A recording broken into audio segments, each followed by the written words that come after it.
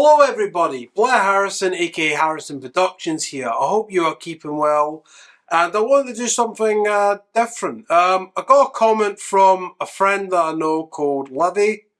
She is a fantastic musician and is currently in a band called Hush that has released 2 new singles that I recommend you check out if you're into shoegaze and noise rock, noise pop music. So go check it out. I've had a few drinks and I wanted to do a video, and Livy, as I mentioned, gave me a topic idea.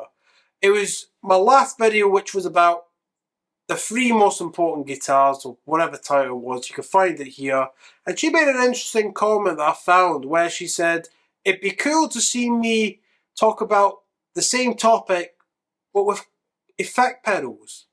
And I thought, it's not a bad idea. So let's do it. Now, effect pedals, interesting devices. They can be a positive and they can be a negative. The positive is they can help advance your sound to whatever song or musical journey you were looking for to make a piece work.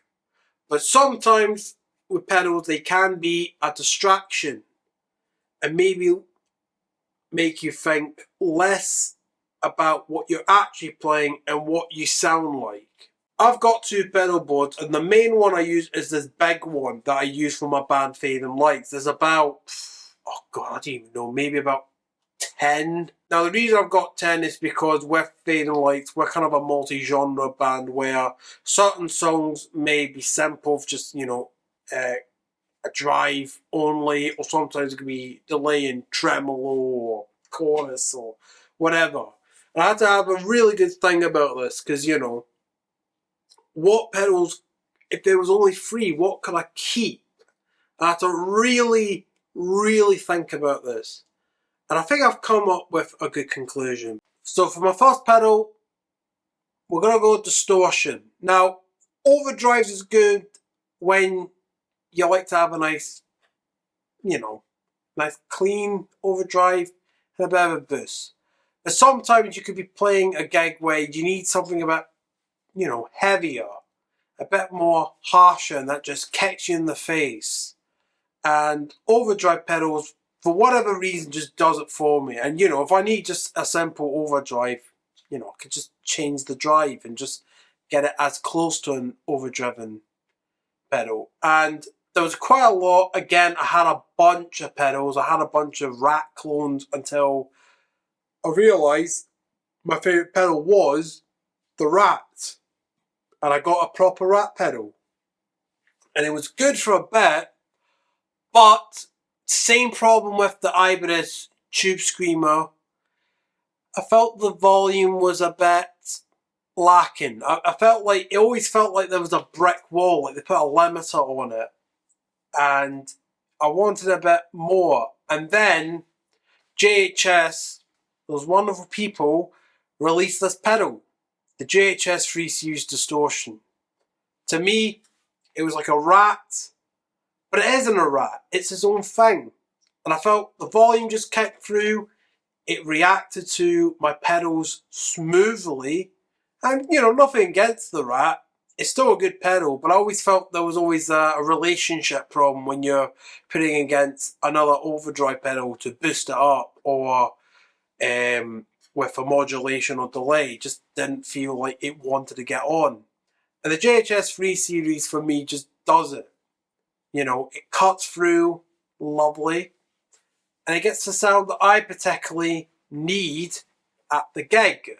And that would be the one. I wish I could have the exact words to describe it. The only thing I can say is try it out in person when you get a chance, when your shop has it, and you can decide for yourself whether you need a 3 Series distortion or you don't.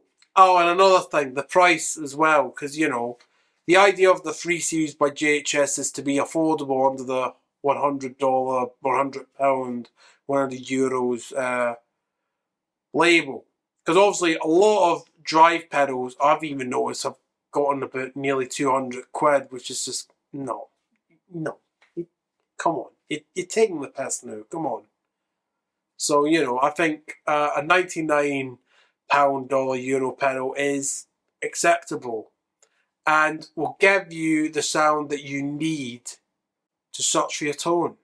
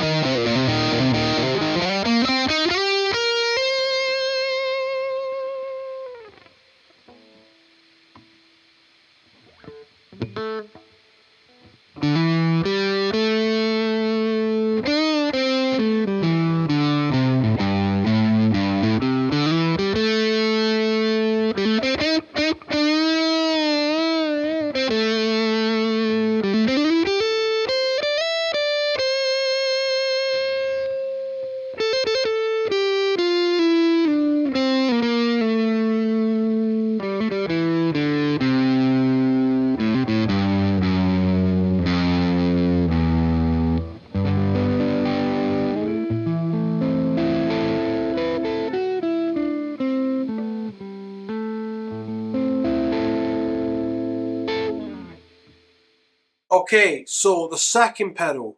Now we got the drive, but what if you want to be more creative and do something unique? That's where you get a modulation pedal. But which modulation pedal? Now there's plenty to choose from tremolo, phasers, flanger, uni-vibes, anything, right?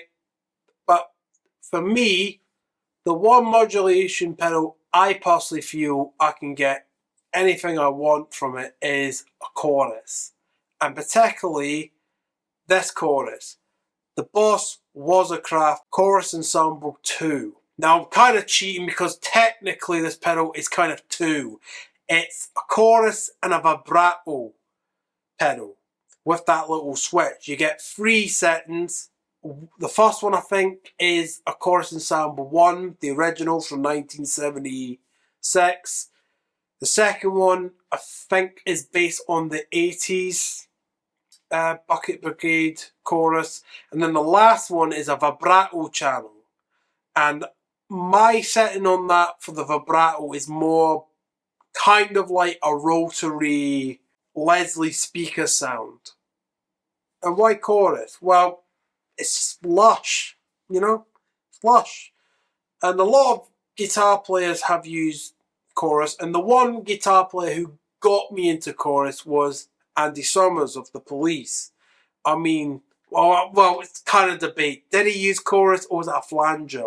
Whatever it is, that chorus sound got me interested to use the chorus as a texture for, you know, the sounds to make it lush but mysterious.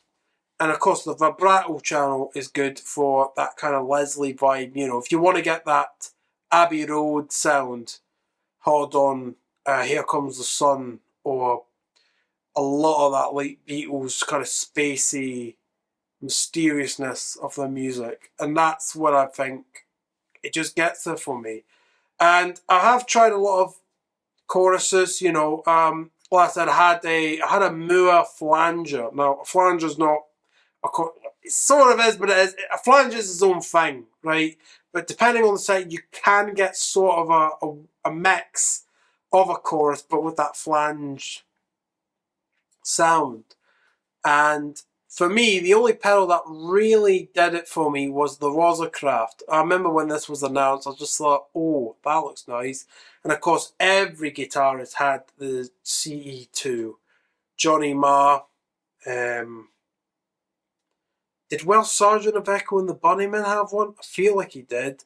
And so for my pick, modulation pedal, it's Chorus by Boss, which is the Boss CE2 Chorus Ensemble Wasserkraft.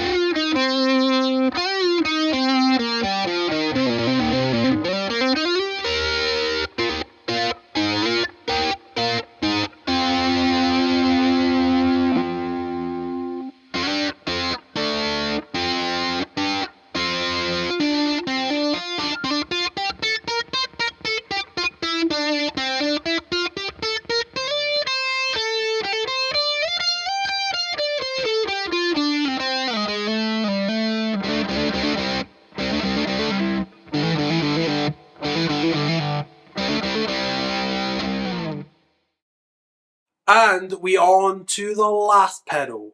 Now, we've got a distortion and we've got a chorus.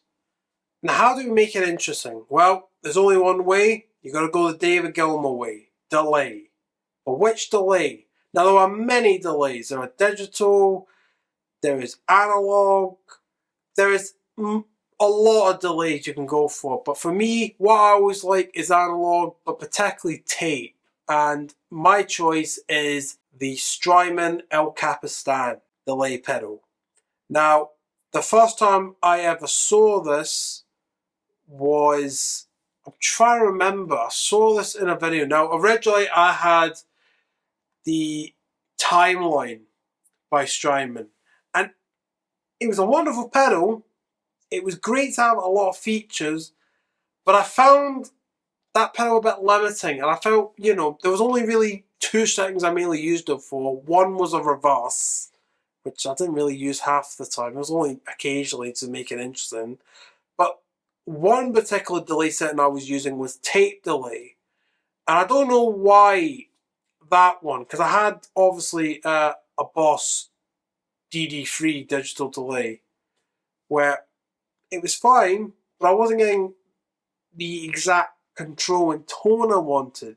But with tape, it was just what I was getting. I guess it was maybe because all my favourite guitar players, from David Gilmour to Syd Barrett to Michael Caroli to Mikael Riller to Steve Hackett, to Andy Summers, to The Edge. Well, actually, maybe not The Edge, because he had digital delay. But, you know, for some reason, there's just something just warm about the delay and just feels more control.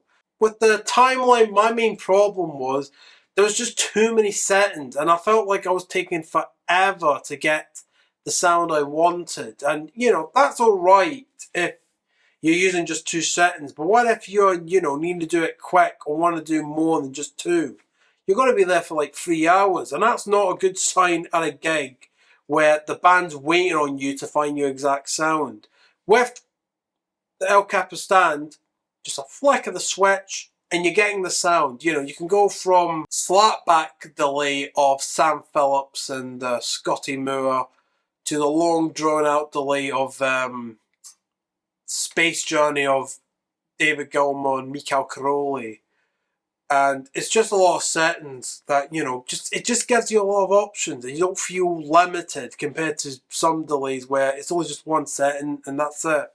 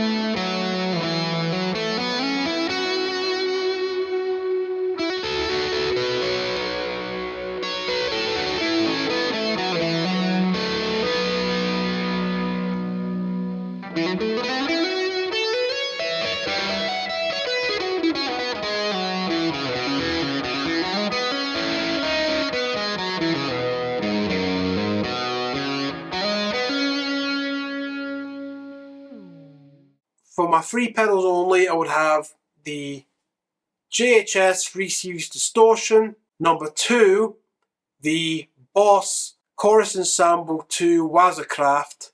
And number 3, the Strymon El Capistan Tape Delay. And that's it. What would be your 3 go-to pedals if you were on an island far away on your own? Let me know in the comments below. In case you can't tell, this coat is full of vodka and, you know, we're going through the rough times. I assume you are as well. And I just want to do something. I hope this video has made some sense and you were entertained by it. And I hope to see you next time for another video, wherever it be. Take care, folks.